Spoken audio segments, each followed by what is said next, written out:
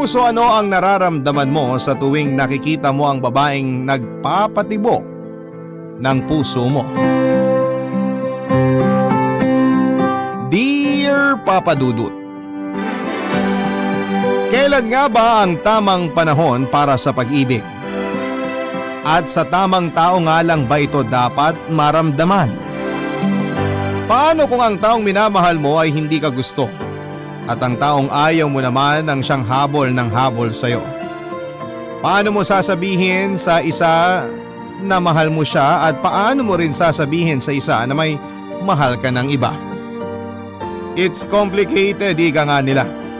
Lalo na at ang mamahalin mo ay hindi ka itinuturing na iba at kapatid lang ang tingin para sa'yo. Papa Dudut, itago mo na lamang ako sa pangalang Richie, 24 years old, isang bank teller. Isa ako sa mga avid listener mo at gustong gusto ko ang boses mo at kapag break time namin, tuwing tanghali ay kaagad akong nakikinig sa'yo. At kung sakali na hindi ko maabutan o mapakinggan ang programa mo ay pinakikinggan ko ito sa bahay sa pag-uwi ko. Masayang malungkot ang buhay ko, Papa Dudut. Hindi ko tunay na kapatid at ina ang nagpalaki sa akin. Isang linggo pa lamang daw akong naipapanganak ay iniwan na ako ng nanay ko kay mama. Waitress daw ito sa isang restaurant at nabuntis ng isang foreigner. Dahil daw sa takot ng nanay ko sa magulang niya ay pinamigay ako ng nanay ko sa kinikilala kong nanay sa ngayon. Bata pa lamang ako ay alam ko na ang tungkol sa pagkatao ko pero hindi ako kagaya ng iba na galit sa tunay kong ina. Ipinamulat kasi sa akin ng mama ko na kahit ipinamigay ako ay mahal na mahal ako ng tunay kong ina. Kinailangan lang niyang gawin yon dahil sa malalim na kadahilanan. Papa Dudut, napakaswerte ko kina mama, mabait sila sa akin lalo na ang dalawa kong kapatid. Si Kuya Gary at Kuya Philip. Itinuring nila akong tunay na kapatid. Alam din nila ang totoo kaya hindi naging issue ang pagiging ampon ko. Biyuda na si mama, mag-isa niya kaming itinaguyod. May ilang pinto kami na pinapaupahan at doon kami kumukuha ng panggastos sa pang-araw-araw. Nakapangasawa siya ng foreigner at dinala ito sa Germany pagkatapos ng graduation ni Kuya Gary. Umuwi lamang ito noong ako naman ang nakagraduate. Maayos naman ang samahan namin ni na Kuya at minsan nga lamang ay napipikon ako dahil sobrang higpit nilang dalawa pagdating sa akin, Papa Dudut.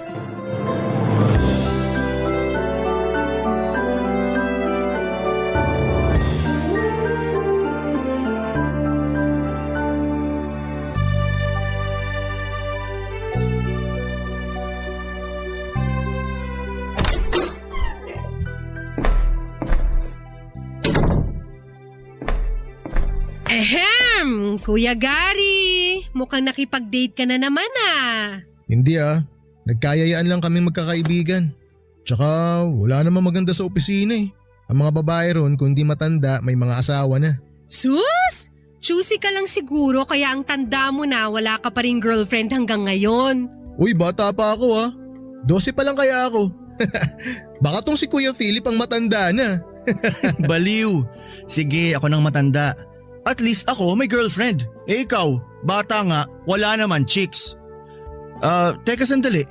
Huwag mong sabihing bakla ka, tol. Baka kaya wala ka ni isang babaeng pinakilala sa amin kasi bakla ka pala. Sira, hindi ako bakla no. Wala pa lang talaga ako nakikitang babae na para sa akin. Siguraduhin mo lang. Pero kung bakla ka naman, wala namang problema sa amin ni Mama at Richie.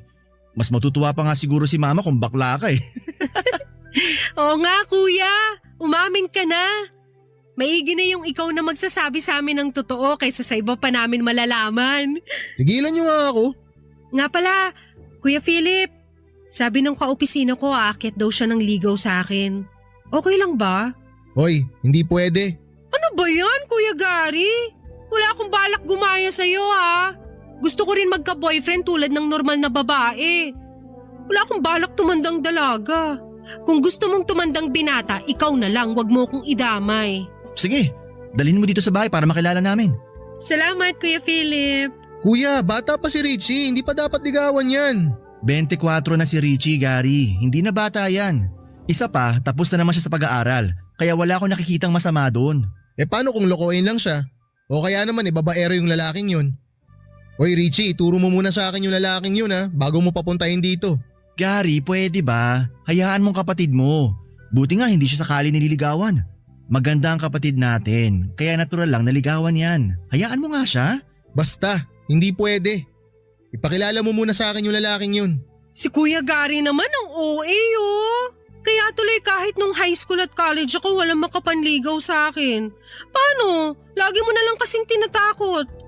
Diba sabi ni Mama pwede na ako mag-boyfriend kapag nakagraduate na ako ng college? Basta, hindi ka pa pwede magpaligaw. Tapos, Gary, hayaan mo na si Richie, malaki na siya. Siguro naman kaya niya ng sarili niya. Kailangan din niya ng inspirasyon. Huwag mo nang igaya sa'yo yung kapatid mo. Salamat, Kuya Philip! Ang bait talaga ng Kuya Philip ko. Hindi gaya ng iba dyan. Pahag nga sa Kuya Philip kong mabait. ewan ko sa inyo. Papa Dudut, hindi ko alam kung anong nangyayari kay Kuya Gary. Madalas siyang nagsusungit lalo na kapag nagkikwento ako ng tungkol sa manliligaw ko. Overprotective siya at halos walang makalapit sa akin lalo na noong nag-aaral ako. Madalas akong naaasar sa kanya pero palagi akong pinapaalalahanan ni Kuya Philip na ayaw lang ni Kuya Gary na masaktan ako at hindi makapagtapos ng pag-aaral. Naunawaan ko naman kaya lamang madalas kasi na sumusobra na siya. Kaya hindi ko maiwasan na hindi mainis sa kanya, Papa Dudut. Kahit na anong pag-unawa ang gawin ko ay hindi ko pa rin maintindihan ang kahigpitan niya, Papa Dudut.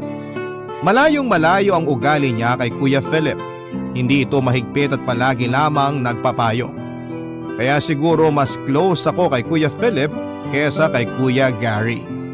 Mas nagkikwento ako kay Kuya Philip dahil mas malawak ang pangunawa nito kesa kay Kuya Gary na laging masungit at laging galit. Kahit wala naman akong ginagawa sa kanya, Papa Dudut.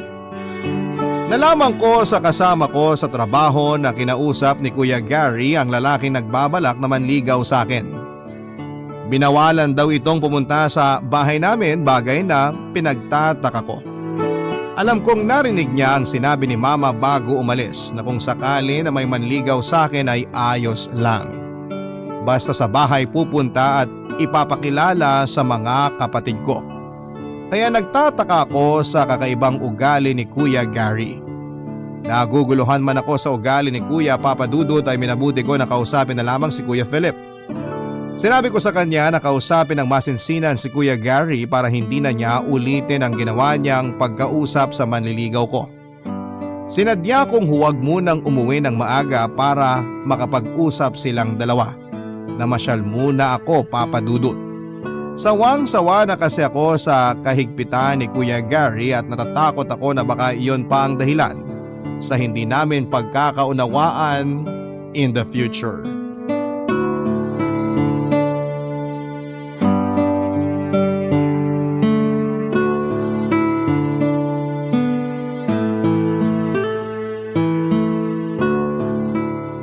Kuya Philip, gabi na.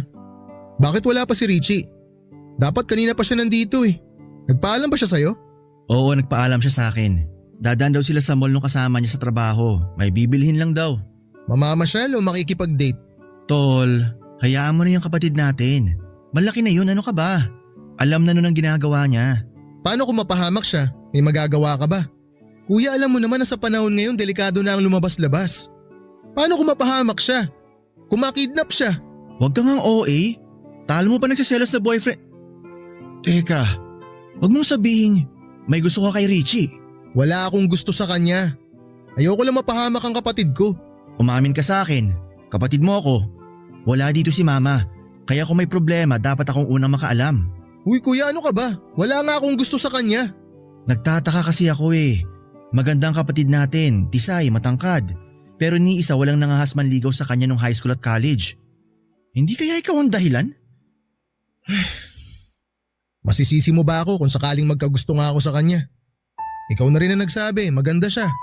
O bakit ikaw? Ni minsan ba hindi ka nagkagusto sa kanya? Ha? Hindi! Dahil kapatid talaga ang tingin ko sa kanya. At hindi naman siguro ako mag-girlfriend kung gusto ko siya, di ba? Kailan mo pa naramdaman na gusto mo siya? Hindi ko alam kuya. Siguro matagal na. Elementary pa lang ako, parang crush ko na siya eh. Lumalim na lang ng lumalim hanggang maramdaman ko na hindi na lang to basta crush. Ramdam ko ngayon kuya na mahal ko na siya.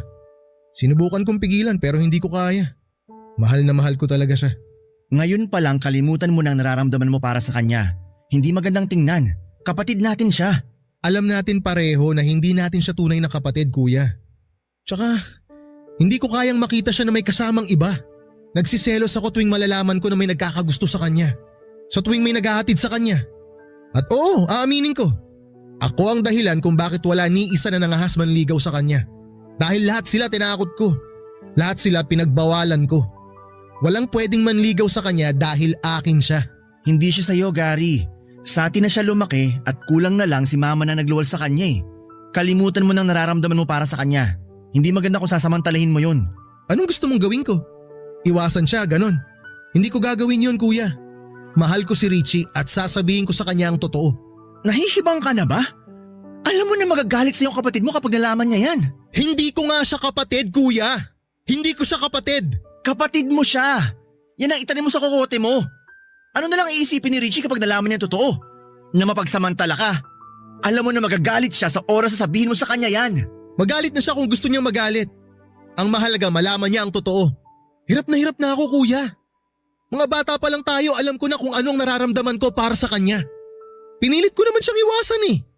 Kaya lang hindi ko magawa. Pinilit kong itago yung nararamdaman ko pero pilit pa rin kumakawala. Mahal ko siya kuya. Mahal na mahal ko siya. Pero Gary… Hindi mo na ako mapipigilan kuya. Magalit man siya sa sasabihin ko, ayos lang. Ang mahalaga sa akin mapalaya ko na ang nararamdaman ko. Mapalaya ko na ang sarili ko. Hirap na ako kuya eh. Gusto kitang intindihin pero paano kung wala siyang nararamdaman para sa'yo? Masasaktan ka lalo. Paano kung iwasan ka niya? Masaktan ako, masasaktan kuya. Tatanggapin ko kung ano man ang maging desisyon niya. Tatanggapin ko ang galit niya. Lahat kuya tatanggapin ko. Kung yun lang ang paraan para makalaya ako sa matagal ko ng kinikimkim na pagmamahal ko sa kanya. Hindi kita papayagan, Gary. Mahiya ka sa kapatid mo. Ilang beses ko bang sasabihin sa'yo kuya, hindi natin siya kapatid. Hindi man natin siya tunay na kadugo, tayo na nagpalaki sa kanya. Hindi matutuwa si mama kapag nalaman niya yan. Sa tingin mo ba matutuwa si Richie? Ha? Kapag nalaman niya yung nararamdaman mo para sa kanya? Habang maaga pa, kalimutan mo ng kalokohang mong yan. Dahil hindi kita hahayaan na gawin sa kanya yan. Wala ka nang magagawa. Hindi ikaw ang magdedesisyon. Si Richie. Uy, Gary! Sandali! Papadudot narinig ko ang mga pinag-usapan ni Kuya Philip at ni Kuya Gary.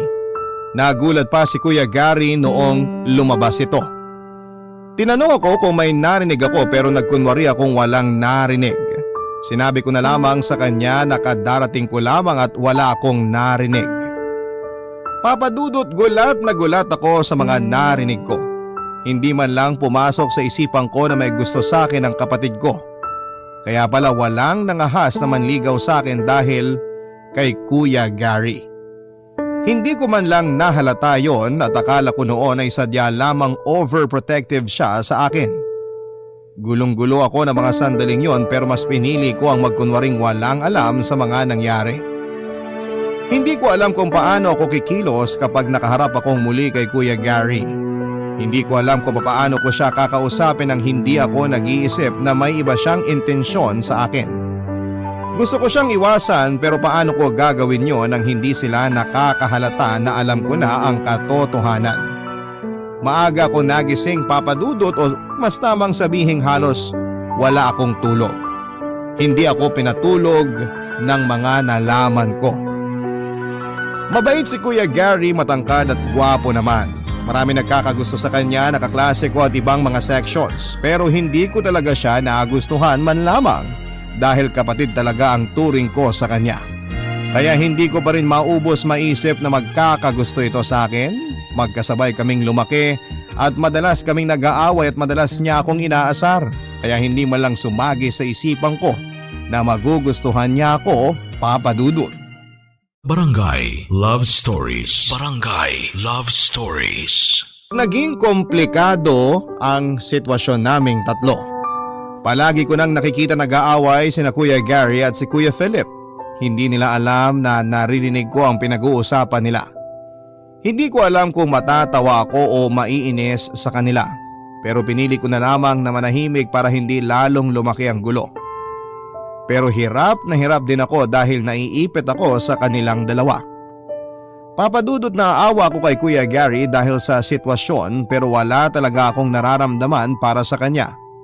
Mataas ang tensyon sa pagitan ni Kuya Gary at Kuya Philip, Papadudot, at pareho silang tahimik at walang gustong maunang magsalita. Pinanindigan ko muna ang pagkukunwaring walang narinig para hindi lalong bumigat ang sitwasyon pero aaminin ko, Papadudot. Kinakabahan ako sa kanilang pala ako dahil may iba pala siyang intensyon. Pero nauunawaan ko naman si Kuya Gary dahil maging ako ay naging kagaya niya. Oo, Papadudot. Gaya ni Kuya Gary ay minahal ko si Kuya Philip. Kagaya ni Kuya Gary ay mapanamantala din ako. Ang pagkakaiba lang namin ay mas pinili kong iwasan at pigilan ang nararamdaman ko dahil alam kong hindi yon tama. Alam kong mali. Pero gaya ni Kuya Gary ay makulit din ang puso ko. Palihim din akong nagmamahal kay Kuya Philip. Pero hindi na nila kailangan malaman ang tungkol sa bagay na yon para hindi na lalong maging komplikado ang lahat, Papadudot.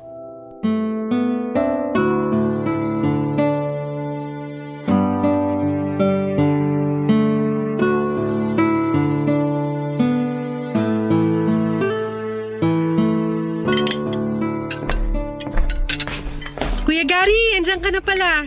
Tara, kain tayo. Sige, salamat. Busog pa ako. Si Kuya ba? Nandito na? Wala pa, pero tumawag siya sa akin kanina. Gagabihin daw siya. Hindi daw siya dito kakain. Mabuti naman. May sinasabi ka, kuya? Wala. Sabi ko baka may date siya kaya wala pa siya dito sa bahay. Ah, siguro nga. Tara, kain tayo, kuya. Sabayan mo ako. Hindi na. Salamat na lang. Pwede ba tayo mag-usap pagkatapos mong kumain? Sige. Tungkol saan? Mamaya na lang. Tapusin mo muna yung pagkain mo. Tapos naman na ako. Ano bang pag-uusapan natin, kuya?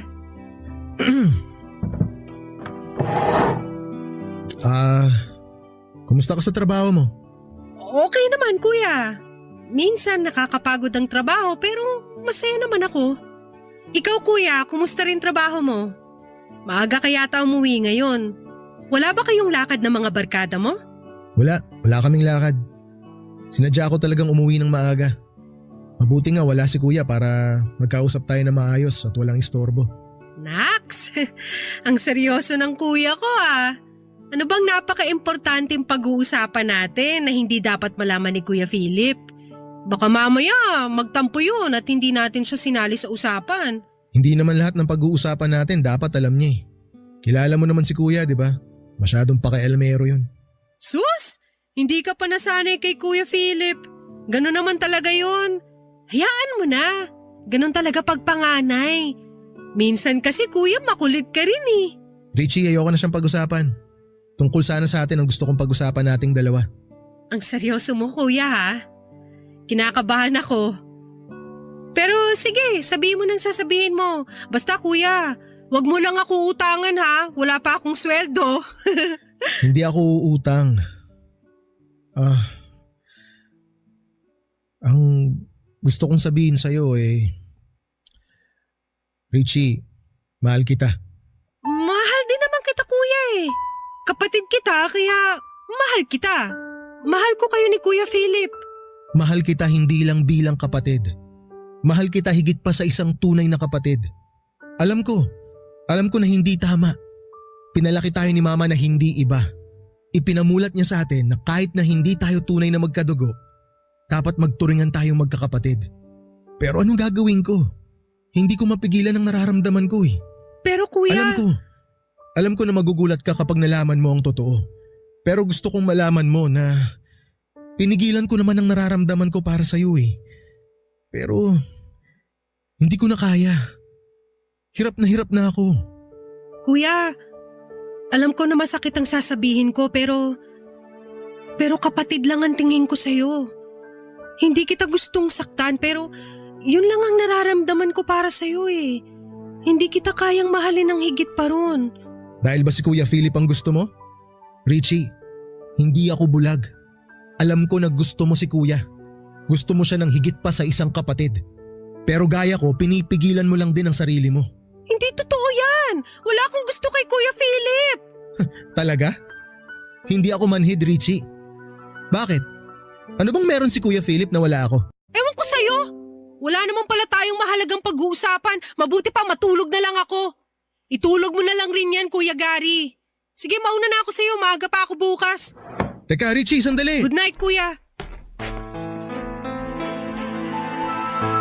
Papadudot pagkatapos ng pag-amin ni Kuya Gary sa nararamdaman niya sa akin ay pinilit kong umiwas sa kanya. Alam ko na alam niya ang dahilan. Pero sa halip na tumigil siya at kong ginagawa sa kanya at hindi ko na siya mayakap o mahalikan sa pisngi bago ako umalis. Nagaya ng nakasanayan ko ng ginagawa sa kanila ni Kuya Philip, Papadudot. Nagulo ang mundo ko sa ginawang pag-amin ni Kuya Gary sa akin. Ang daming nabuong sagot sa mga tanong ko.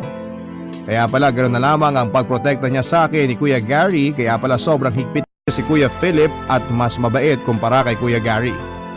Easy go lucky kasi si Kuya Gary at parang walang balak magseryoso sa buhay.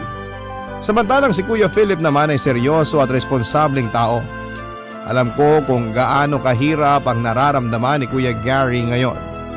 Dahil pareho lang kami ng sitwasyon. Mahal ko si Kuya Philip pero hindi ako kasing tapang ni Kuya Gary na aminin ang katotohanan, Papadudot.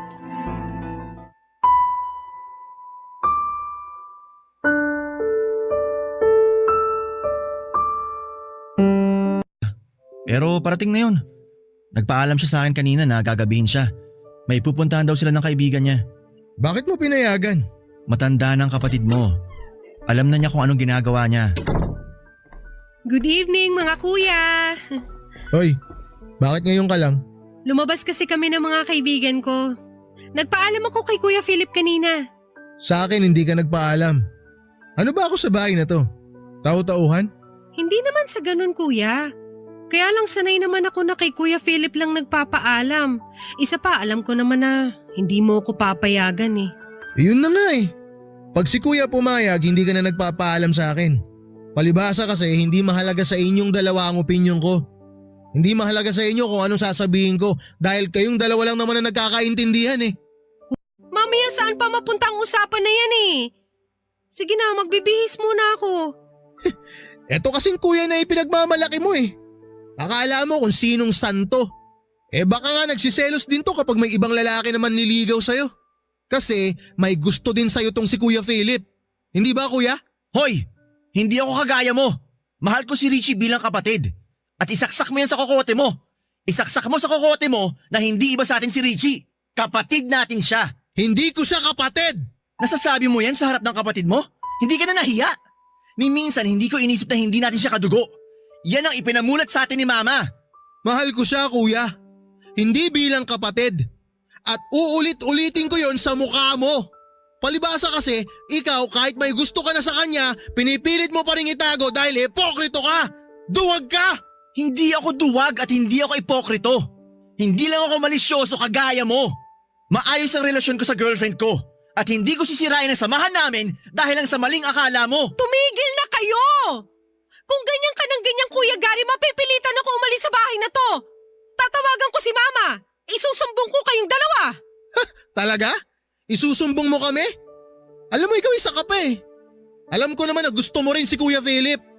Mas close kasi kayo kaya nahawa ka na sa kaipokritohan nito. Hindi ako tanga. At lalong hindi ako bulag. Nakikita ko kung paano kayo magtitigan ni Kuya.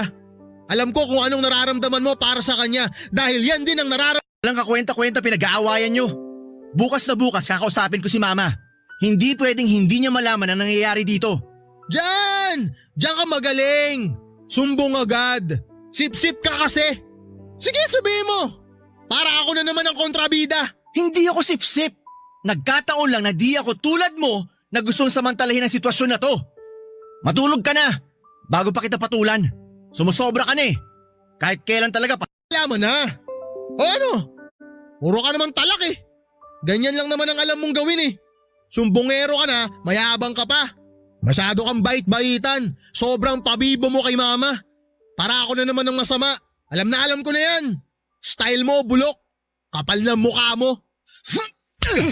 ikaw makapal ang mukha. Walang hiya ka. kayo! Akala mo palalagpasin ko to? Hindi! Kuya Gary, tumigil ka na! Sige! Kala mo hindi kita papatulan ha? Hindi po. Dalawa dahil sa akin. Hindi ko na alam ang gagawin ko. Tumawag ako kay mama para sabihin ang lahat at nag-alala si mama at gustong kausapin si Kuya Gary para pagalitan. Pero pinigilan ko siya at sinabi ko na lamang na mas maigi kong lilipat na lamang muna ako ng bahay para hindi lalong magkaproblema. Masikip na ang bahay namin para sa aming tatlo at hindi laging maiiwasan ang bangayan o away. Lalo na at alam na naming pare-pareho ang totoong nararamdaman ni Kuya Gary sa akin, Papa Dudut. Aaminin ko, Papa Dudut, na matagal na akong may gusto kay Kuya Philip. Pero pinilit kong iwaksi yon dahil alam ko na hindi tama. Na mali ang nararamdaman ko. Alam ko rin na hindi kami tunay na magkapatid kaya kung tutuusin ay pwede ko siyang mahalin. Pero iniisip ko ang sasabihin ni Kuya Gary. Noong sinabi ni Kuya Gary na may gusto sa akin si Kuya Philip, may kung anong saya ang naramdaman ko. Pilit kong itinago ang nararamdaman ko dahil ayokong makasakit ng damdamin. Gusto kong paniwalaan ang sinabi ni Kuya Gary na may gusto sa akin si Kuya Philip pero sa totoo lang ay wala akong nakikita o nararamdaman na nagkakagusto siya sa akin. Basta mang sabihin na ako ang may gusto kay Kuya. At hindi si Kuya ang may gusto sa akin. Bagay na nararamdaman ko, Papa Dudut. Barangay Love Stories. Barangay Love Stories. Si Mama na umalis ako ng bahay. Bagkos ay nag-decide siya na ayusin na lamang niya ang papeles ko para sumunod ako sa kanya doon. Sinabi ko kay Kuya Philip ang lahat ng mga sinabi ko or sinabi ni Mama sa akin. At biniling ko din sa kanya na huwag sasabihin kay Kuya Gary dahil baka pagsimulan na naman ang awa yon. Nakakatawang nangyari sa amin, Papa Dudut, dahil para kaming boomerang. Gusto ako ni Kuya Gary pero hindi ko siya gusto. Gusto ko si Kuya Philip pero si Kuya naman may mahal ng iba. Sana si Kuya Gary na lamang din ang minahal ko para hindi na naging mahirap ang lahat. Alam ko naman na papayag si Mama kung sakali kaya nga lang ay wala talaga akong nararamdaman sa kanya. Papa Dudut, habang tumatagal ay lalong nagiging magulo ang sitwasyon naming tatlo. Si Kuya Gary madalas akong sinusundo sa trabaho. Bakod na bakod ako. Hindi ko naman magawang tumanggi dahil baka kung ano ang isipin niya. Hindi ko alam kung paano ako titigilan ni Kuya Gary kaya naisipan ko na ipakilala sa kanya ang katrabaho ko na nanliligaw sa akin. Nagkunwari akong sasagutin ko na ang katrabaho ko pero nagbanta si Kuya Gary. Papa Dudut, natatakot ako kay Kuya Gary kaya naman nagsumbong ako kay Kuya Philip. Pero sa ginawa kong pagsusumbong ay lalo lamang lumala ang away nilang dalawa. Hindi ko na alam kung ano ang gagawin ko kung dati ay kaya ko pa ang sarili ko. Ngayon ay nakakaramdam na ako ng takot sa Kuya Gary ko. Papa Dudut, hindi man sang-ayon si Mama at Kuya Philip sa gagawin ko, ay pinaliwanag ko sa kanila na kailangan kong umalis sa bahay dahil iba na ang sitwasyon. Naawa din naman ako kay Kuya Gary kaya nga lamang ay hindi ko talaga siya gusto. Kung halimbawa naman na si Kuya Philip ang nagkagusto sa akin ay hindi ko rin siguro sasagutin dahil hindi magandang tignan. Lumaki kami na magkakapatid at mamamatay kaming magkakapatid. Alam ko na ang nangyayari lamang na ito ay dahil sa malayo si Mama. Pero alam ko na malalampasan namin ang kaguluhang ito, Papa Dudut.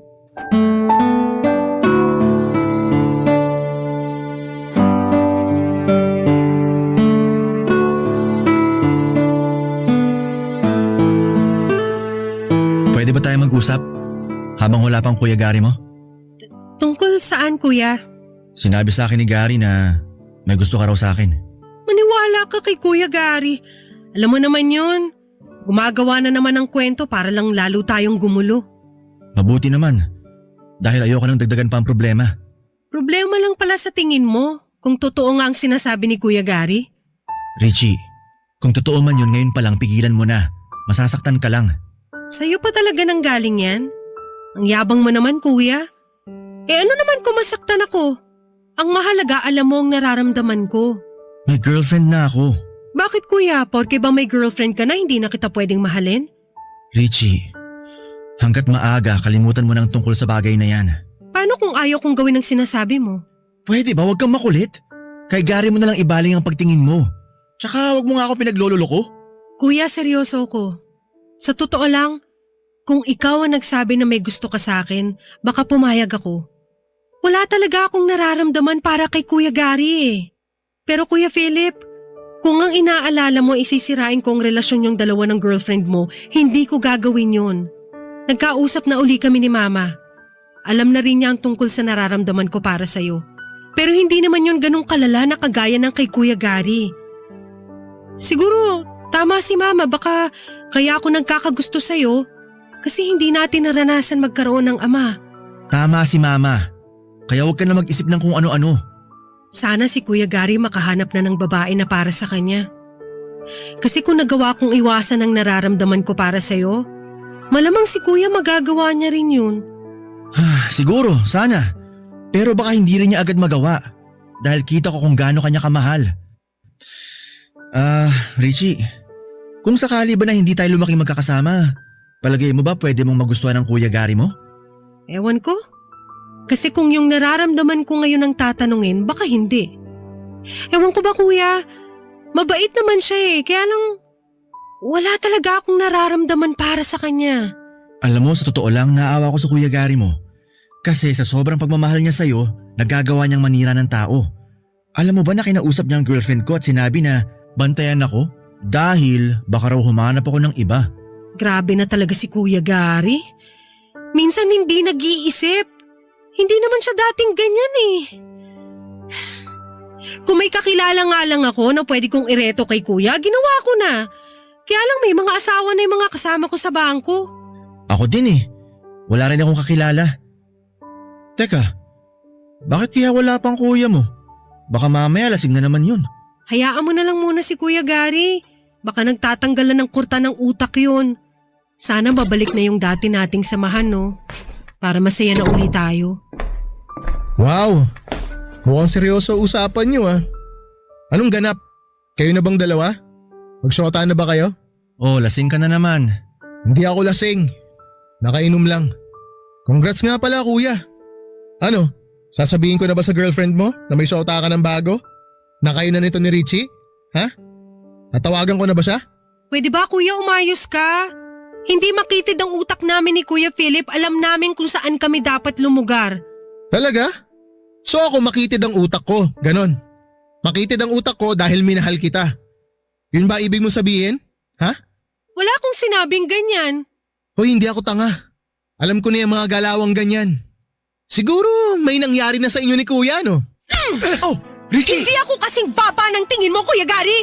May delikadesa ako. Oo! Inaamin ko mahal ko si Kuya Philip. Gusto ko siya. Pero ni minsan hindi niya sinamantalang pagkakataong yon. Hindi niya ako binastos. Inunawa niya ako. Bakit ba kasi siya pa? Bakit hindi na lang ako? Mahal na mahal kita. Ako na lang ang mahalin mo. Pangako. Pangako hindi kita sasaktan. Susundin ko lahat ng gusto mo. Magbabago ako. Hindi na ako iinom ng alak. Hindi ko naaawahin si Kuya. Pagbigyan mo lang ako. Gary, tama na. Mabuti pa magpahinga ka na. Bukas na lang kayo mag-usap ng kapatid mo. Hindi ko nga siya kapatid! Huwag kang makialam dito! Palibhasa kasi hindi ikaw ang nasa katayuan ko kaya ganyan ka na lang magsalita. Mahal ko si Richie. Mahirap bang intindihin yon? Richie, parang awa mo na. Mahal na mahal kita. Bitawan mo nga yung kamay ko, Kuya Gary! Mahal kita. Bigyan mo naman ako ng pagkakataon na ipakita yun sa'yo. Bigyan mo ako ng pagkakataon na ipakita ko kung gaano kita kamahal. Sige naman na, Richie. Please. Kuya, pwede ba? Tigilan mo nga ako! Ilang beses ko bang sasabihin sa'yo na wala akong nararamdaman para sa'yo? Magpahinga ka na. Lasing ka lang eh. Sige na kuya, bukas na tayo mag-usap. Halika na. Ihatid na kita sa kwarto mo. Bukas na kayo mag-usap ni Richie. Kuya, tulungan mo naman ako. Mahal ko talaga si Richie. Kuya, sabihin mo naman sa kanya. Sabihin mo sa kanya para maniwala siya. Tulungan mo naman ako, kuya. Halika na sabi. Lumakad ka. Halika na. Kuya. Kuya, mahal si Richie, kuya. Kuya. Papadudot dahil sa mga nangyari ay nag-decide akong lumipat ng bahay pansamantala. Lumipat ako sa isa sa mga bakanting bahay na paupahan ni Mama. Nasa isang compound din kami, ayaw kasing pumayag ni Mama na malayo ako sa mga kapatid ko. Gusto niya na mababantayan pa rin ako ng mga kapatid ko. Ang pagkakaiba nga lamang ay wala kami sa iisang bubong. Hindi na ako maiilang sa tuwing uuwi si Kuya Gary.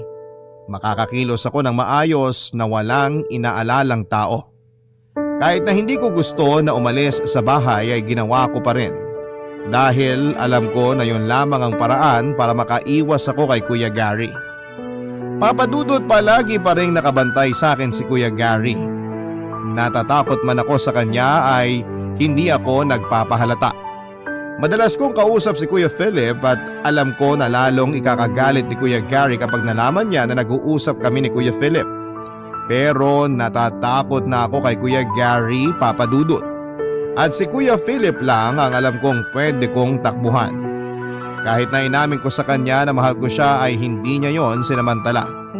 Nakita ko na tunay na kapatid lang ang turing niya sa akin, Papadudot.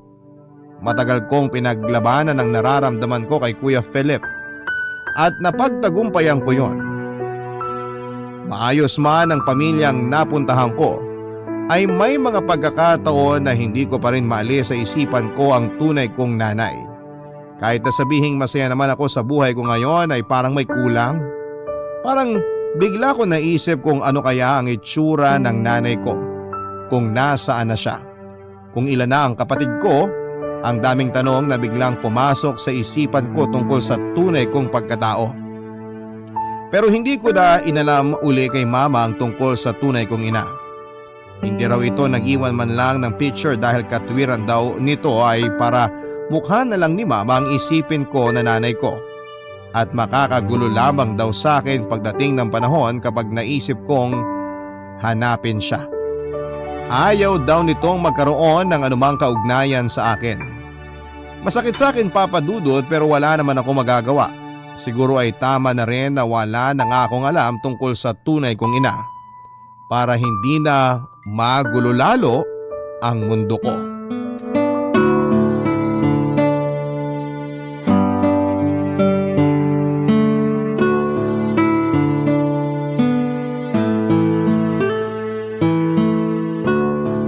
Kuya, nakausap ko na si Mama. Mukhang mapapabilis ang pag-alis ko. Gusto ko nga sana makausap si Kuya Gary ng maayos. Kailan daw ang alis mo? Baka bago magpasko wala na ako rito. Sigurado malulungkot ang Kuya Gary mo. Alam mo, sa totoo lang, naawa ko sa kapatid natin na yun eh. Ako rin kuya, naawa din naman ako sa kanya. Kaya lang, wala talaga akong nararamdaman para sa kanya. Ayoko naman mas masaktan siya sa pambabaliwala ko sa nararamdaman ko sa kanya. Gabi-gabi ko ngang pinagdadasal na sana maging maayos na si kuya. Kaya nga eh. Mabuti pa siguro ayayin natin ng kuya mo na mag-outing. Matagal na nating di nagagawa yun eh. Magbakasyon tayo. Yung tayong tatlo lang. Tapos mag-usap tayo ng maayos. Yung hindi nagbabangayan. Gusto ko yan kuya. Teka, asa ba si Kuya Gary? Huwag mo sabihing nagiinom na naman. Hindi na maganda yan. Nasa kwarto, nagmumukmok. Kinausap kasi namin siya ni Mama, nag-video call kagabi. Anong sabi ni kuya? Naniwala ba? Siguro kasi maayos naman ang paliwanag ni Mama. Biniro pa nga siya eh. Hahanapan daw siya ni Mama ng foreigner doon. Yung blonde daw, kaso ayaw. Ipinipilit talaga na ikaw ang gusto eh. Sabihin mo nga sa akin, ano ba pinakain mo doon? Eh, ang pangit mo naman. Ano kaya nagustuhan ng kuya mo sa'yo, no? Maganda ako, no? Mas maganda pa nga ako sa girlfriend mo eh. Hoy, mas maganda girlfriend ko sa'yo. Kuya Gary mo lang naman na nagagandahan sa'yo eh. Oy, hindi ah! Madaming gustong manligaw sa akin, natatakot lang sa inyo ni Kuya Gary. Ay, teka kuya. Mabuti pa kulitin natin si Kuya Gary gaya ng dati. Ano, game? Sige, tara. 1, 2, 3! 3! Sige, kilitin mo yan! Hanggang sinukin ka katawa! Tama na, nakikiliti na ako. Ano ba kayo? Kuya, ganyanan ha?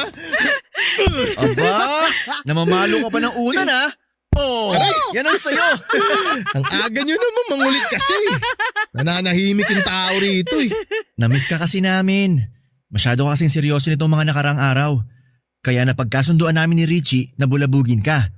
Napag-usapan nga rin namin na maganda siguro kung magbakasyon tayong tatlo. Ano sa tingin mo? Saan naman tayo pupunta? Mag-beach tayo! O kaya, akit tayo sa bundok! Tara sa bundok. Isisigaw natin doon ang mga tampo natin sa buhay. Kuya, Bunso, pasensya na kayo ha. Alam ko na hindi maganda yung inasal ko kaya pasensya na talaga kayo. Siguro nga tama si Mama. Baka nadala lang ako ng emosyon ko. Ayoko rin naman na masira yung pagiging magkakapatid nating tatlo dahil lang sa kalokohan ko. Aaminin ko, hindi ko ganun kadaling makakalimutan ang nararamdaman ko para kay Bunso. Pero pipilitin kong kalimutan. Isa pa, kung kami naman talaga ang nakatakda, gagawa naman ng paraan ng tadhana para maging kami talaga. Sa ngayon, susubukan kong ibaling sa ibang nararamdaman ko. Salamat naman kung ganun. Ang mahalaga, magkasundo tayong tatlo. At lagi nating isipin na hindi man si Mamang nagluwal kay Bunso, kapatid natin siya. At mamahalin natin siya at poprotektahan. Salamat mga kuya ko. Pero, pwede ba huwag kayo masyadong mahigpit, ha? Ayoko kasing tumandang dalaga. So paano yan? E di pwede na ako mag-boyfriend. Pwede bang wag muna? Doon ka nalang mag-boyfriend sa Germany. Baka mawala pa ako sa wisyo eh. Isa pa, hayaan mo na sunduin pa rin kita sa trabaho gaya ng dati. Ha? Pangako, hindi na ako magsasalita o gagawa ng hindi maganda. Gusto ko lang makasiguro na ligtas ka. Oo nga naman, Bunso. Hayaan mo na ang kuya mo na sunduin ka pa rin niya. Sige na nga. Total naman malapit na akong umalis kaya sasamantalin ko ng araw na magkakasama tayo. Alam niyo mga kuya, mamimiss ko kayo. Ikaw din naman. Mamimiss ka namin. Oo nga eh. Mamimiss namin yung sunog na sinaing. Ang sunog na itlog, hotdog at isdang prito na durug-durug. Tama. Ang sasama niyo. Kasalanan niyo yan. Hindi niyo ako tinuruan eh. Tapos magrereklamo kayo. Sus, hindi tinuruan. Ang sabihin mo, tamad ka lang talaga. Ah, talaga ha? Kuya Philip, attack! Attack! Uy! Tama lang! Ulit niyo naman eh.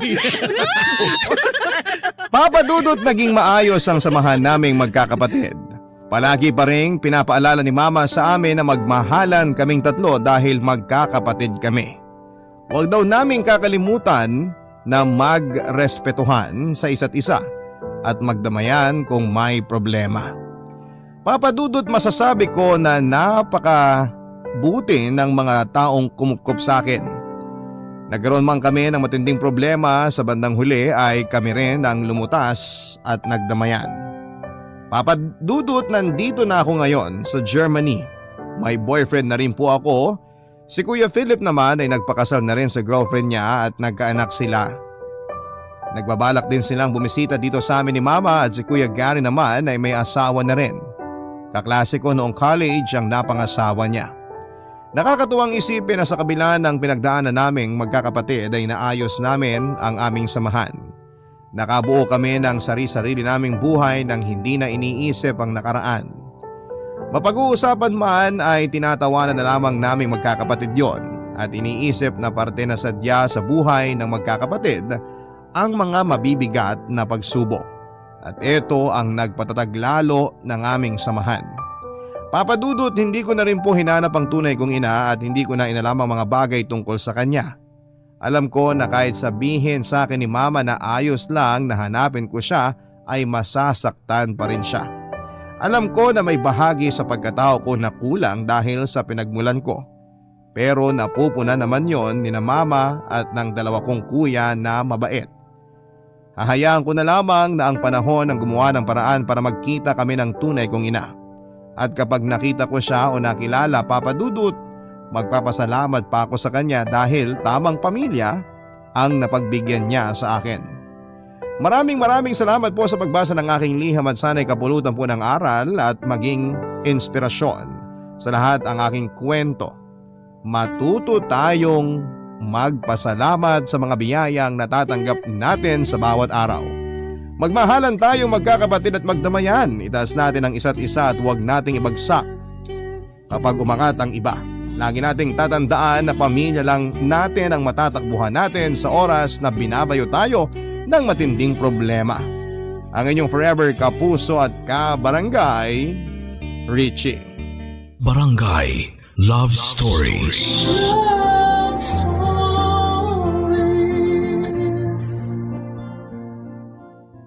Barangay LS 97.1 Number 1 Forever. Kabarangay, i-share mo ang iyong barangay love stories. Sabay-sabay nating pakinggan ang iyong kwento ng pag-ibig, buhay at pag-asa. Ipadala lang sa barangaylovestories@yahoo.com.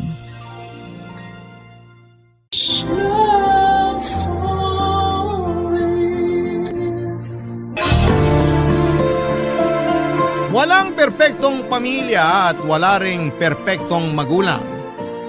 Pero hindi kasama sa pagiging hindi perpekto ang pabayaan ng magulang ang kanilang mga anak. Ikaw kabarangay, handa ka bang magbigay ng kapatawaran sa magulang mo na hindi nagbigay ng tamang pagmamahal para sa iyo? Dear Papa Dudut, lahat daw tayo ay pwedeng magkamali at dahil walang perpektong tao, dapat daw na palagi tayong marunong magpatawad. Pero hindi lahat ng kasalanan o pagkukulang ay madaling kalimutan, lalo na kung nag-iwan ito ng malalim na sugat sa mga puso natin. Magandang tanghali po sa inyong lahat at sa lahat ng kabarangay natin na nakikinig ngayon. Itago niyo na lamang po ako sa pangalang Alain, 27 years old at nagtatrabaho sa isang insurance company dito sa Mandaluyong. Matagal na akong listener ng Barangay LS 97.1 at halos araw-araw ako nakatutok talaga at nakikinig sa inyo lalo na sa ganitong katanghalian. Kaya naman kayo rin po talagang naisip ko na kwentuhan at hinga ng payo tungkol sa bagay na gumugulo sa isipan ko. Lumaki nga pala ako sa isang simple pero hindi ko masasabing tahimik na pamumuhay. Kasama ko ang mga magulang ko sa bahay namin at madalas ko silang naririnig o nakikita na nag-aaway. Marami silang mga bagay na pinag-aawayan pero pinakamadalas ay ang pambababae ng tatay ko, Papa Dudut.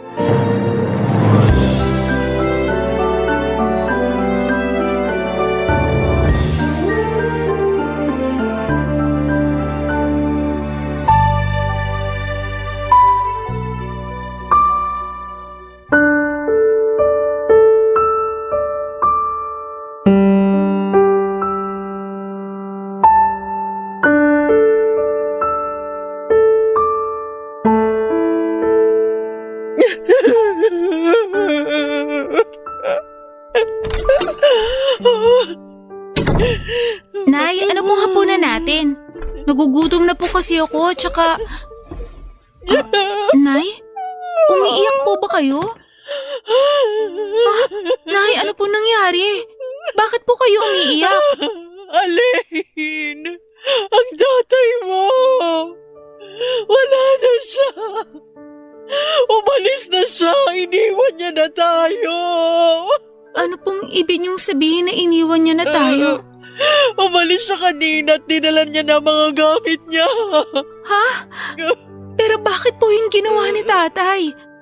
Dahil ang sabi niya, buntis na raw ang kabit niya at kailangan niya ng panagutan yung babae na yon.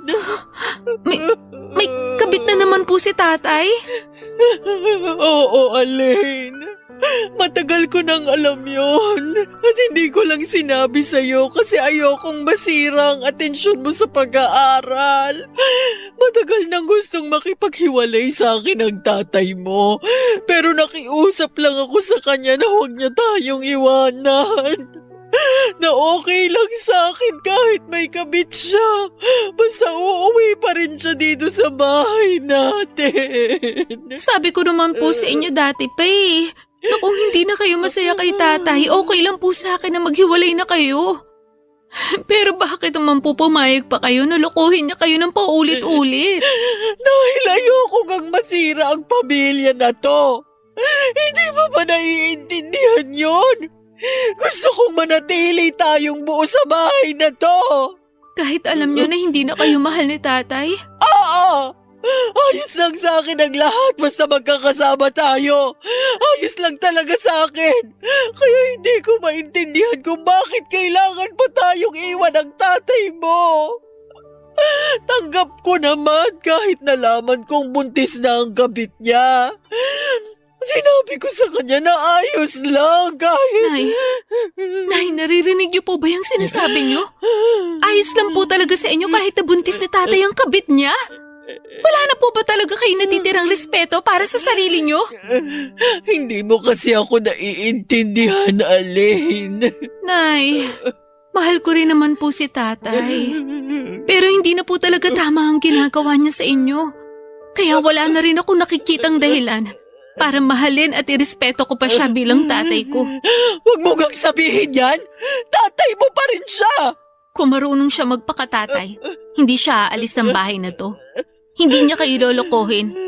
At hindi siya magkakaroon ng anak sa ibang babae. Kaya gumising na po sana kayo. Huwag niyo na pong iyakan ng isang walang kwentang tao na gaya niya. Hindi ko kaya. Hindi ko kaya na mawala siya sa buhay ko, anak. Hindi ko kaya na mawala siya sa atin. Kakayanin niyo po, Nay. Kakayanin niyo para sa akin. Kakayanin po natin mabuhay nang wala siya. Pangako, hindi po ako mawawala sa tabi niyo. Gagawin ko ang lahat para mabuhay tayo nang wala si tatay sa bahay na to.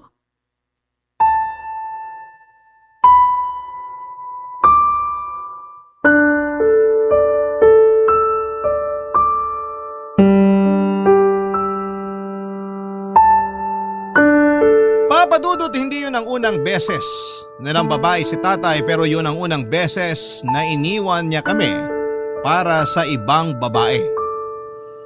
Sobrang nasaktan ako noon para kay nanay kasi saksi ako sa ilang taon na pagtitiis at ilang beses na pagpapatawad na ginawa niya kay tatay. Bata pa lamang ako ay naririnig ko ng ilang beses nang nahuli ni nanay ang mga kalokohan ni tatay, Papadudot, pero pinapatawad niya pa rin ito. Ang sabi niya pa noon ay ginagawa niya yon para sa akin kasi ayaw niyang lumaki ako sa isang wasak na pamilya. Mula nang umalis si tatay sa bahay namin ay hindi na siya muling bumalik pa.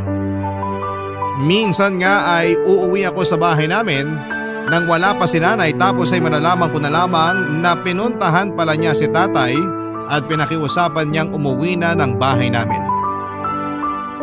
Grabe, yung lungkot at sakit na nararamdaman ko noon para kay nanay. Dahil ilang beses ko siyang nakikitang umiiyak at tinatanong ang sarili niya kung saan ba siya nagkulang bilang asawa ng tatay ko.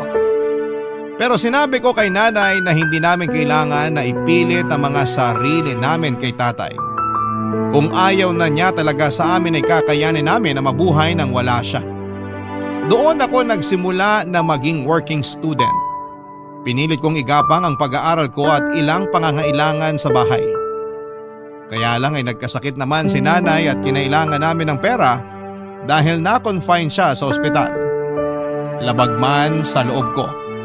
Pinuntahan ko si tatay sa bahay ng kabit niya para humingi ng tulong sa kanya, Papa Dudut.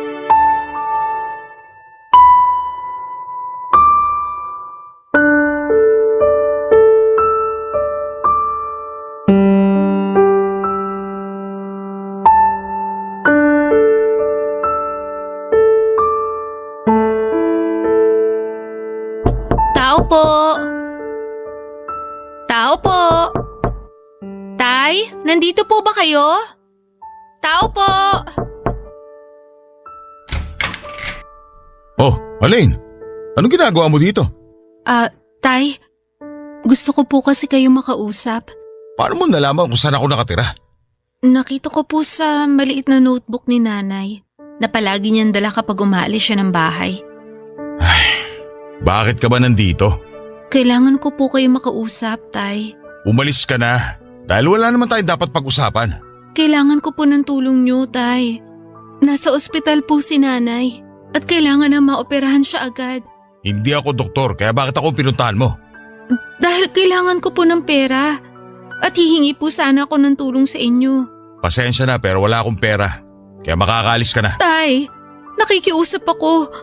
Huwag niyo muna akong pagsaraduhan ng pinto. Sinabi ko na nga na wala kang mapapala sa akin, di ba? Kaya umalis ka na, Alain! Tay, hindi ko naman po talaga gustong pumunta dito sa bahay niyo eh. Ayun naman pala eh! Bakit ayaw mo pang umalis? Baka maabutan ka pa ng… Ano? Ng kabit mo? Umalis ka na! Hindi talaga kita matutulungan dahil marami rin kaming gastusin dito sa bahay. Tay, nakikiusap po ko. Wala na po kasi talaga akong ibang malapitan. Pero wala nga akong kahit na anong tulong na may bibigay sa'yo. Buntis ang kinakasama ko. Kaya gipit din kami sa pera ngayon. Gipit? Talaga? O sadyang wala ka na lang talagang pakialam kay nanay? Tay, baka nakakalimutan niyo na mag-asawa pa rin kayo ni nanay. Nag-usap na kami ng nanay mo. At alam niyang wala na akong responsibilidad sa kanya dahil tapos na ang lahat sa aming dalawa. At kasama po ba ako sa sinasabi niyong responsibilidad? Kahit hanggang ngayon at kahit kailan, hindi na magbabago na anak mo pa rin ako. Bakit hindi kayo makasagot? Kasi nahihiya kayong aminin na tinalikuran niyo na pati ang pagiging tatay niyo sa akin? Tay, hindi naman po talaga ako pumunta dito bilang anak niyo. Dahil mula nung umalis kayo sa bahay, tinanggap ko nang wala na akong tatay. Pumunta ako dito bilang anak ni nanay na humihingi ng tulong para sa kanya. Pero mukhang wala rin talaga ako mapapala dito dahil napakatigas ng puso nyo. Mali pala. Wala pala talaga kayong puso. Umalis ka na dahil ayoko maabutan ka pa rito na kinakasama ko. At baka makasama pa sa pagbubuntis niya kapag nakita ka niya. Buti pa sa pinagbubuntis ng kabit nyo, concerned kayo. Pero sa akin na anak nyo kay nanay, wala talaga kayong pakialam. Dahil alam kong kaya mo na ang sarili mo. Kakayanin ko kasi wala na talaga akong tatay. Kakayanin namin ni nanay na wala ka na sa buhay namin. At tandaan nyo, ito ang kahuli-hulihang pagkakataon na ituturing ko kayong tatay ko.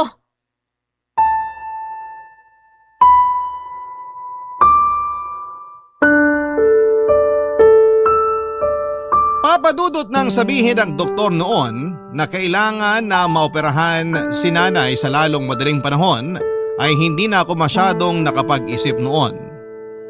Pumunta na kaagad ako kay tatay para humingi ng tulong para sa kanya. Alam ko kung saan siya nakatira noon kasama ang kabit niya dahil nakita ko na nakasulat yon sa maliit na notebook ni nanay noon. Naisip ko na kahit papaano ay magiging concern pa rin si tatay kay nanay dahil mag-asawa pa rin sila sa papel. Ilang taon din silang nagsama at minahal siya ng sobra ng nanay ko. Kahit na iniwan na niya kami, alam ko na hindi niya hahayaan na may masamang mangyari kay nanay. Pero nagkamali ako sa akala ko dahil naging napakatigas ng puso ng tatay ko. At kahit na anong pakiusap o pagmamakaawa ang gawin ko noon, ay talagang tiniis ako ni tatay na hindi tulungan sa panggastos para sa operasyon ni nanay. Papa Dudut, hindi ako makapaniwala na wala na talagang natira ni katiting na pagmamahal si tatay para kay nanay. Mabuti na lamang at nahingan ko ng tulong noon ang isa kong kaklase at pinahiram niya ako ng pera para sa operasyon ng nanay ko ng mga panahong kailangan namin ng tulong. Papa Dudut. Barangay Love Stories. Barangay Love Stories. Papa Dudut, yung araw na humingi ako ng tulong kay tatay para kay nanay ay ang araw na kailanman ay hindi ko makakalimutan sa tanang buhay ko. Sa ilang taon na pagsasama ng mga magulang ko noon ay walang ibang ginawa si nanay kung hindi ang mahalin si tatay. Kahit nagtatrabaho si tatay ay tumatanggap pa rin ng labada noon si nanay para may ambag siya sa panggastos sa bahay. Hindi rin kasi buo ang ibinibigay ni tatay na sahod noon kay nanay. Nasa kalahati lang o minsan nga ay mas maliit pa doon. Palaging sinasabi ni tatay na marami silang ginagastos sa trabaho o binabayaran na utang. Ayun pala ay ginagastos niya yon sa kabit niyang ibinahay niya, Papa Dudut. At pagkatapos niya akong hindi tulungan na maoperahan si nanay ay tinatako na talaga sa isipan ko na patay na ang tatay ko. Naging maayos naman si nanay pagkatapos ng kanyang operasyon at mula noon ay naging mas porsigido ako sa pagtatrabaho at pag-aaral. Dahil hindi ko na pinayagan si nanay na tumanggap ng labada, nagdagdag ako ng oras sa part-time job ko para mapagkasya ang sinasahod ko sa lahat ng mga gastusin namin. Pilit kong pinagkakasya ang oras ko sa trabaho, pag-aaral at konting pahinga, Papa Dudut.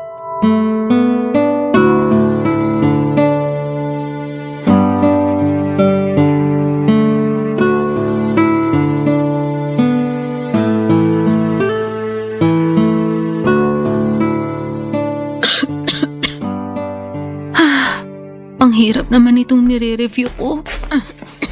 Alin, anak? Oh, Nay. Bakit gising pa po kayo? Mag-aalas 2 na po na madaling araw ah. Hindi rin kasi ako makatulog, saka naririnig ko na rin kasi ang pag-ubo mo. Nagising po ba kayo dahil sa pag-ubo ko? Pasensya na po kayo ah. Kasi hindi ko rin po talaga mapigilan eh. Ayos lang. Hindi lang din naman talaga ako makatulog. Eto oh, kinuwang kita ng kalamansi juice.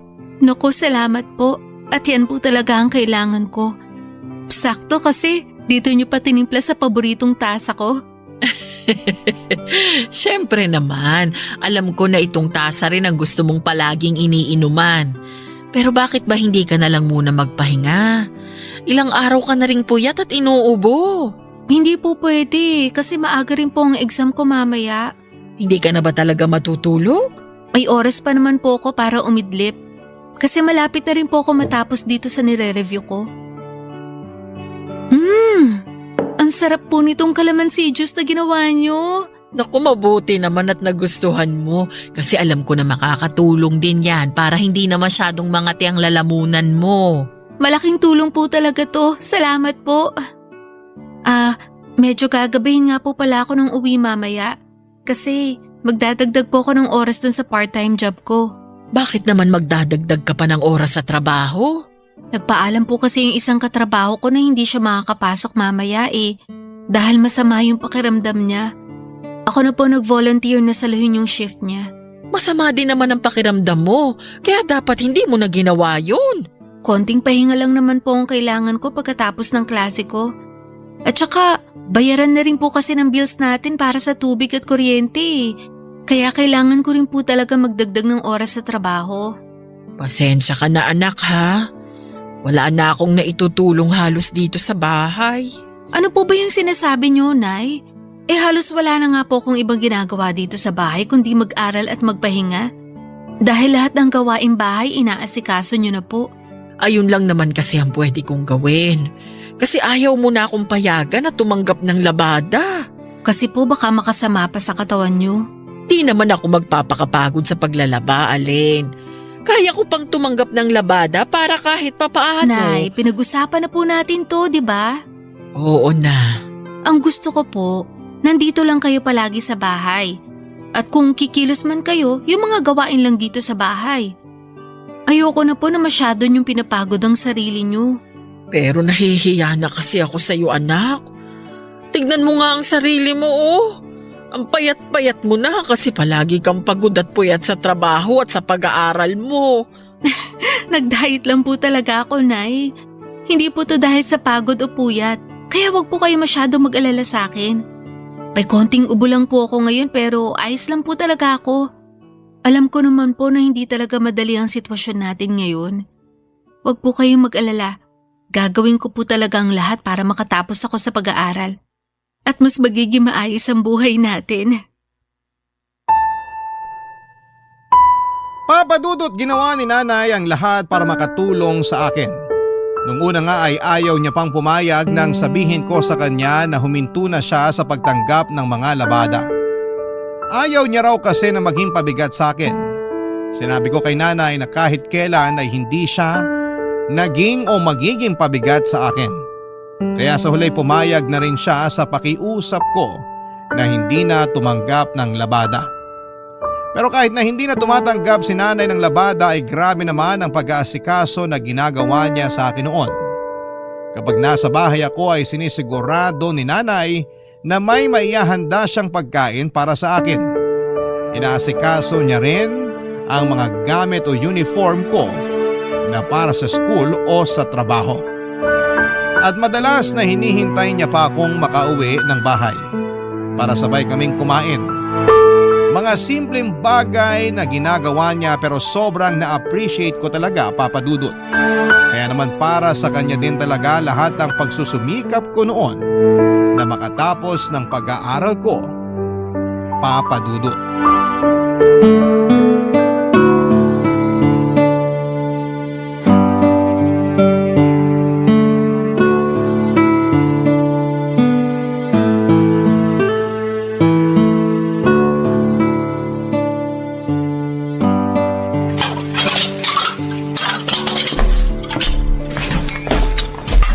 Alain, tulungan na kita dyan sa pagliligpit mo.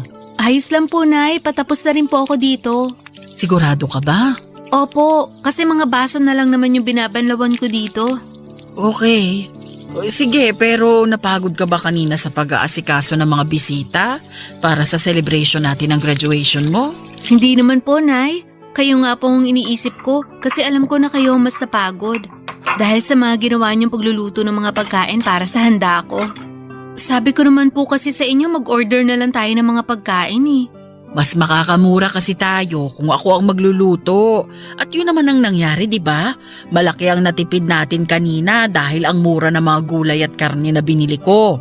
Binenta ng mga suki ko ng mas mura ang mga paninda nila sa akin nung sabihin ko na para sa'yo yon, para sa graduation celebration natin ang pagtatapos mo sa pag-aaral.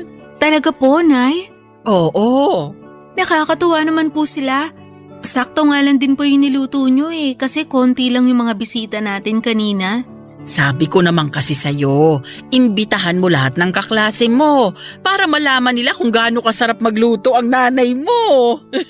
Alam naman na po yun ng mga kaklase ko kasi madalas nyo akong pinapabaunan ng pagkain para sa lunch ko. At saka, busy rin po yung mga yon kasi may celebration din ngayon sa mga bahay nila. Pero thank you po. Kasi ang aga niyo pong nagising kanina para mamalengke at mag-asikaso ng mga lulutuin. Wala yun, anak. Hindi rin naman ako masyadong napagod. Sigurado po ba kayo? Parang narinig ko po kasi kanina na sinabi niyo kay Ninang na medyo sumasakit ang balakang niyo. Anak, hindi naman yun dahil sa ginawa kong pagluluto sa buong umaga. Sadyang tumatanda na rin talaga ang nanay mo. Kaya may mga ganito na akong pananakit ng katawan na nararamdaman. Kaya nga po ayoko na masyado kayo nagpapakapagod dito sa bahay. Kapag talaga yumaman tayo, ikukuha ko na kayo ng kasambahay. Ay nako, ayan naman ang hindi ko papayagan na gawin mo. Kasi ayoko talaga ng may ibang tao dito sa bahay natin. Hindi ako komportable na may estranghero tayong kasama dito. Para mas mapagaan naman ang kasambahay ang mga gawain niyo dito. Ay hindi ka rin sigurado doon, anak, kasi baka mamaya wala pang masyadong alam na gawaing bahay ang makukuha mo. Saka hindi tayo sigurado at baka ipahamak pa tayo niyan. Alam mo naman ang panahon ngayon, nagkalat ang mga mapagpanggap at masasamang tao. Ang dami kayang nababalita sa TV at radyo ngayon na mga kasambahay mismo nila ang nagnanakaw o gumagawa ng masama sa mga amo nila. Siyempre hindi po ko kukuha ng hindi mapagkakatiwalaan ng kasambahay. Ano naman ang magiging basihan mo dyan, Aber? Yung mukha nila. Yung mga dokumento na pwede at madali lang gawa ng pekeng kopya. Basta anak, ayoko ng kasambahay o kahit na sinong hindi natin kilala na makakasama dito sa bahay. Sige po, Nay, kayo po ang masusunod. Kasi kayo pa ang reyna ng bahay na to eh. At sa oras na makahanap ako ng trabaho, ipaparamdam ko naman po sa inyo kung paano mabuhay ng parang isang reyna. Papa Dudut, aaminin ko na noong nag-working student ako ay may mga oras na parang gusto ko nang sumuko. Napapatanong ako sa sarili ko kung bakit kailangan na pagdaanan ko ang ganong kabigat na mga pagsubok ng buhay. Bakit kailangan na bigyan ako ng tatay ko or bigyan ako ng tatay na kagaya ng tatay ko, pero dahil sa nanay ko ay palagi at pilit akong nagpapakatatag noon. Siya ang ginawa kong lakas at inspirasyon para hindi ako sumuko. Iniwan man kami ni tatay noon, mag-isa kong itataguyod ang buhay namin ni nanay. Tutuparin ko lahat ng mga pangarap namin kahit kaming dalawa na lamang ang magkasama sa buhay. Hindi madali pero kinaya kong gawin lahat ng yon. Kinaya ko kasi palaging nasa tabi ko si nanay at pinaparamdam ang kanyang suporta, pag-aalaga at pagmamahal. Kaya naman nang makatapos ako ng pag-aaral, alam ko sa sarili ko na si nanay lang ang dahilan kung bakit at paano ko yon nagawa. Siya nag-iisang dahilan para pilit kong abutin ang mga pangarap ko noon sa buhay ng mag-isa. Papa Dudut. Barangay Love Stories. Barangay Love Stories. Papa Dudut, nang makatapos ako ng pag-aaral ay mas naging porsigido ako sa buhay. Nag-apply kaagad ako, Papa Dudut, ng ibang trabaho at madali naman akong natanggap.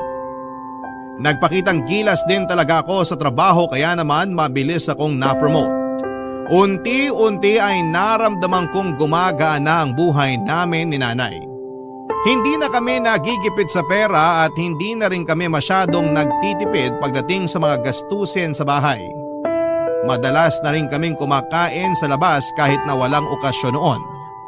Nagawa ko na nga rin noon na iparenovate ang ilang bahagi ng bahay namin. Nakabili ako ng bagong appliances at furnitures tapos ay naipapasyal ko pa si nanay sa iba't ibang lugar sa Pilipinas. Palagi ko rin binibigyan ng pera si nanay para panggastos niya sa sarili niya. Pero dahil hindi naman maluho ang nanay ko ay palagi niya lang ding iniipon ang ibinibigay ko sa kanya. Gusto ko lang din talagang iparamdam kay nanay na malas man siya sa lalaking napangasawa niya, ay suwerte naman siya sa naging anak niya, Papa Dudut.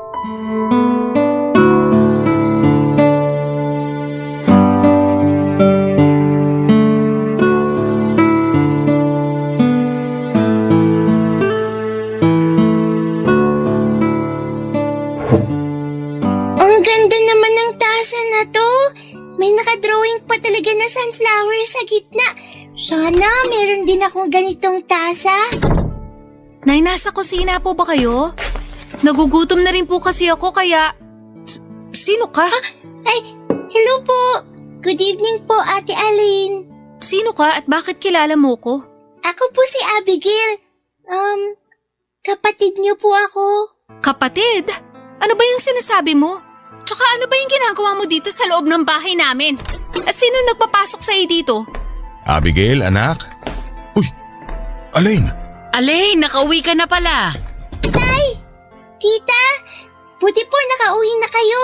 Sakto! Kasi nandito na rin po si Ate Aline. Tay, siya po yung ate ko, di ba po? Yung nasa picture na nakalagay sa wallet niyo po. Yung palagi niyo pong kinukwento na maganda, mabait, at masipag na ate ko. Siya nga, Abigail. Siya ang kapatid mo, si Ate Alain. Sabi na nga ba sa'yo ni? Hello po, Ate Aline. Huwag mo akong tawaging ate, hindi kita kapatid. Alin? Abigail, mabuti pa pumasok ko muna sa loob ng kwarto kung nasa ang mga gamit natin. Tatawagin ka na lang namin kapag kakain na tayo ng hapunan. Sige po, Tay. Nay, ano pong ginagawa ng mga taong yan dito sa bahay natin? Nakiusap kasi ang tatay mo na kung pwedeng dumito muna sila ni Abigail. Wala na rin kasi silang ibang mapupuntahan dahil pinaalis na sila dun sa apartment kung saan sila dating nakatira. Ilang buwan na rin kasing hindi nagpapadala ng pera ang dating kinakasama niya. Nagtatrabaho na kasi sa Japan. Kaya bumalik siya dito sa bahay natin ngayon? At talagang tinanggap niyo pa talaga siya kasama ang anak niya sa labas? Kapatid mo si Abigail, Aline. Wala akong kapatid kasi matagal na akong walang tatay. Alin? Huwag mong pagtaasan ng boses ang tatay mo. Hindi niyo po ba narinig ang sinabi ko, Nay? Matagal na akong walang tatay. Dahil mula nang ipagtabuyan niya ako nang minsang humingi ako ng tulong sa kanya para sa pagpapagamot niyo, tinatak ko na sa isip ko na namatay na ang tatay ko. Kasi siya naman yung umalis eh. Siya yun ang iwan at nagalis sa atin sa buhay niya. Tapos ngayong bigla siya bumalik, tatanggapin niyo naman agad siya. Kalilimutan niyo lahat ang ginawa niyang panuloko sa inyo. Aalisan niyo na naman ang respeto ang sarili niyo. Magpapakatangan na naman kayo sa lalaking yan. Bahay ko pa rin ito at ako pa rin ang masusunod sa bahay na to. Kaya sa ayaw at sa gusto mo, dito muna titira ang tatay at kapatid mo. Papa Dudut, pakiramdam ko ay parang bumalik bigla lahat ng galit sa puso ko nang muli kong makita si tatay sa loob ng pamamahay namin. Bumalik bigla sa isipan ko yung pang-iiwan na ginawa niya kay nanay at pagtataboy sa akin noong humingi ako ng tulong sa kanya. Naramdaman ko ulit ang sama ng loob sa kanya dahil sa paulit-ulit na pangangaliwa niya kay nanay. Gustong gusto ko talaga siyang paalasin noon pero hindi ko magawa kasi si nanay na mismo ang nagpatuloy sa kanya sa bahay namin. Papadudot sa ilang taon na pilit kong ginapang ang pag-aaral ko at buhay namin ni nanay nakatatak sa isipan ko na patay na si tatay. Dahil alam ko naman na noon na wala na akong kahit na anong aasahan mula sa kanya. Inalis niya kami sa buhay niya kaya dapat na rin namin siyang alisin sa buhay namin. Yung mga plano ko noon ay para sa aming dalawa na lamang ni nanay. Hindi na kasama doon si tatay kaya mabigat para sa akin na muli siyang makasama sa isang bahay kasama pa ang bunga ng kasalanang ginawa niya sa pamilya namin. Papa Dudut.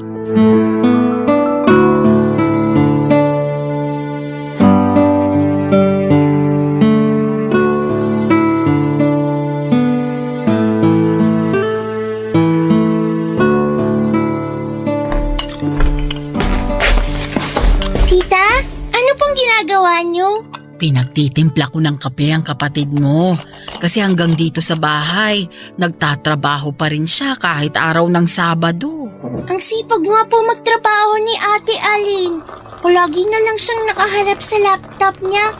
Pero alam niyo po, ang ganda talaga ng tasa na to. Nagustuhan mo ba yan? Opo, ang cute kasi ng sunflower na nakadrawing dito sa tasa. Paboritong tasa yan ng ate mo. Talaga po? Oo, ito yung madalas na gusto niyang paglagyan ng mga tinitimpla ko sa kanyang inumin. Regalo ko rin sa kanya ito noong 15th birthday niya. At mula noon, ito na yung naging paboritong tasa niya. Kaya po pala parang espesyal sa kanyang tasa na yan. Ganun na nga, pero huwag kang mag-alala. Ibibili rin kita ng ganyan kapag may nakita na ako sa palengke. Yay! Thank you po, tita. Pero okay lang po ba kung ako nang magdala ng kape ni Ate Aline sa kanya? Sigurado ka? Gusto mong ikaw ang maghatid nito sa Ate Aline mo? Opo, okay lang po ba? Oo naman, sige. Eto, dalhin mo na tong tasa ng kape sa sala kasi andun ang kapatid mo. Sige po, ako na pong bahala dito. Salamat, Abigail. Pupunta lang din ako sa likod ng bahay. Tutulungan ko ang tatay mo sa paglilinis doon. Dadalhin ko na rin po tong tasa ng kape ni Ate Aline. Ay,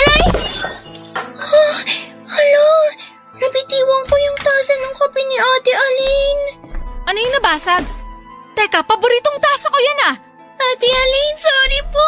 Nabitiwan ko yung tasa ng kape kasi hindi ko po napansin na may tsinelas pong nakaharang sa dadaanan ko. Pero hindi naman po ako nasaktan kasi malayo sa paa ko Ano ba sa tingin mo ang ginagawa mo? Hindi mo ba alam na regalo pa sa akin ni nanay ang tasang yan? Tapos babasagin mo lang? Ate Aline, hindi ko naman po talaga sinasadya. Sorry po. Anong hindi mo sinasadya? Halika nga dito. Aray ate, nasasaktan po ako. Bitiwan niyo na po ang braso Alam mo, ko. ikaw? Gawain mo rin talaga manira ng mga gamit dito sa bahay namin, no? Dahil ikaw din ang dahilan kung bakit nasira ang pamilya namin. Alam mo ba yon, ha? Ikaw ang sumira sa pamilya namin. Kaya dapat sa'yo tinuturuan ng leksyon para maputol agad yung mga sungay mo.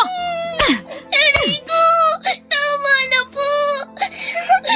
Huwag niyo na po ako paluin.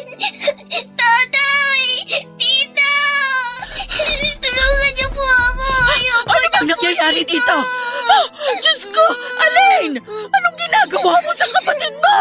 Alain! Bakit sinaktan mo ang kapatid mo? Abigail, halika na dito. Tay, Ayos ka lang ba? May masakit ba sa'yo? ayoko na po dito, tay. Umalis na po tayo. Ayoko na po sa bahay na to. Pagsabihan niyo yung batang yan. Nasasanay siya manira ng mga gamit dito sa bahay. Tay, hindi ko naman po talaga sinasadya na mabitiwan yung tasa ng kape. Kasi may nakaharang pong tsinelas sa dinadaanan ko. Nasugatan ka? Napasok ko ba na mainit na kape? Hindi naman po ako nasugatan o napasok. Kaya lang, nagalit na po agad sa akin si Ate Aline. Hindi ko naman po talaga sinasadya na mabasag ang paborito niyang tasa eh. Alain! Ano na naman bang kinagagalit mo kay Abigail? Binasag niya lang naman ang paborito kong tasa, Anay. Hindi naman sinasadya na kapatid mo na babasag ang tasa mo, Alain. Kaya hindi mo na siya kailangan saktan. Pwede po ba? Huwag niyo na nga ulit-ulitin na kapatid ko ang batang yan dahil magkaiba kami ng nanay. Ako pa rin ang tatay niyo ni Abigail. At hindi mo na mababago yon. Matagal nang patay ang tatay ko. At hindi niyo na rin po mababago yon. Hindi niyo na po maaalis sa isip ko na inabandonan niyo kami ni nanay para sa kabit niyo at sa batang yan. Kaya huwag niyo nang asahan na magbabago pa ang pakikitungo ko sa anak niyo. Kasi para sa akin, hindi ko siya kapatid at hindi ko siya ituturing na parte ng buhay ko.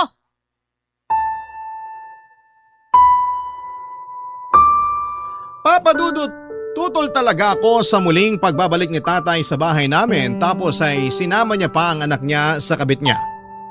Wala na akong pakialam kung nakarma na ba talaga siya o pinagsisisihan niya ang naging kasalanan niya.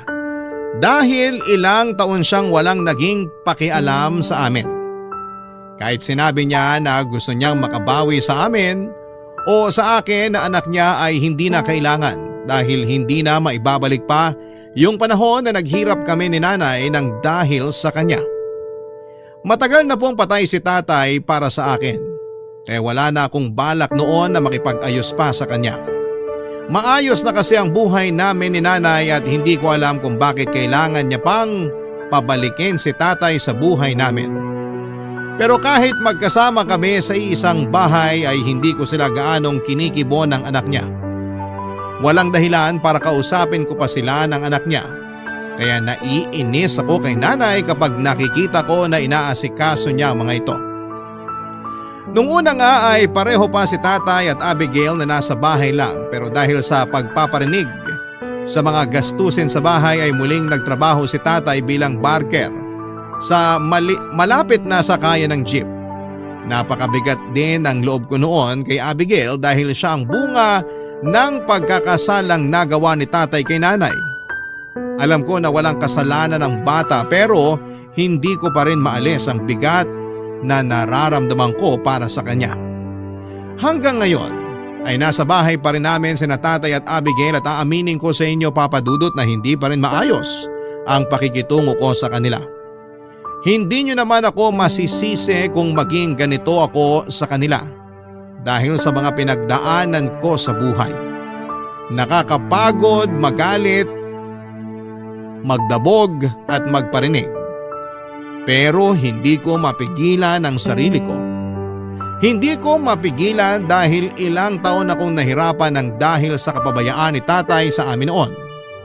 At sa totoo lang, hindi ko alam kung hanggang kailan ako magiging ganito. Ano bang dapat kong gawin? Dapat na ba akong magpatawad at kalimutan lahat ng kasalanan ni tatay? O dapat na umalis na lamang ako sa bahay namin para mabigyan ko ng peace of mind ang sarili ko? Hanggang dito na lamang po ang sulat ko at umaasa ako na makarinig ako ng payo mula sa inyo at sa mga kabarangay natin. Ang inyong forever kapuso at kabarangay, Alin. Barangay Love Stories. Barangay Love Stories. Anong say mo sa Barangay Love Stories na ito? Pagkwentuhan natin sa comment section yan. Nagustuhan ng iyong napakinggan? Ituloy yan via live stream sa www.gmanetwork.com/radio. Barangay LS 97.1